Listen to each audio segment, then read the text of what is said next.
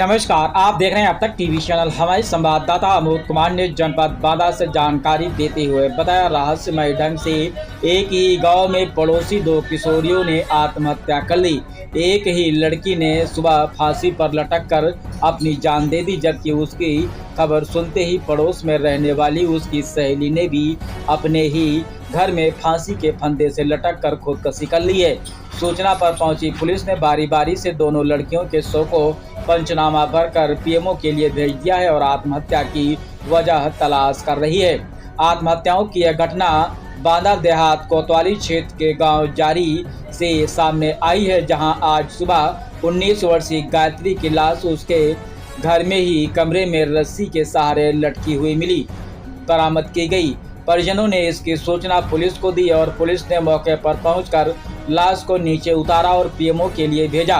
Police अभी एक लड़की की मौत की वजह तलाश रही थी, तभी अचानक मृतका के घर के ठीक बगल वाले घर से एक दूसरी लड़की पुष्पा के फांसी पर लटक होने की सूचना मिली। पुलिस ने उसकी लाश को भी नीचे उतारा और पोस्टमार्टम के लिए भेजा।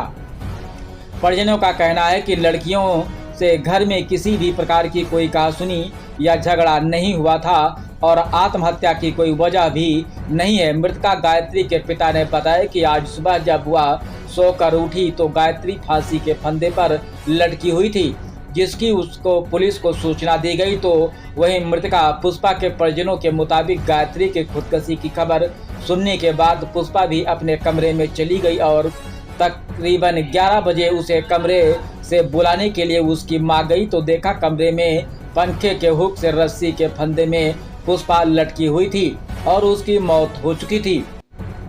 दोनों के परिजनों का कहना है कि इनमें आपस में बहुत अच्छी दोस्ती थी। तो वहीं गांव में तरह तरह के प्रयास लगाए जा रहे हैं।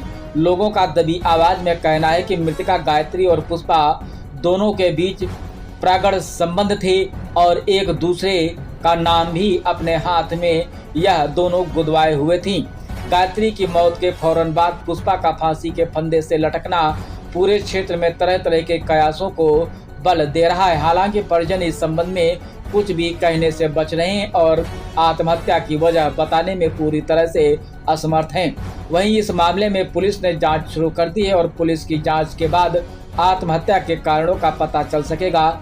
इस मामले में सीओ सिटी राजू प्रताप सिंह का कहना है कि दोनों लड़कियों की आत्महत्या के कारणों की जांच की जा रही है और दोनों में गहरा रिश्ता भी बताया जा रहा था। इस संबंध में भी जांच की जा रही ताकि आत्महत्या के कारणों का खुलासा किया जा सके।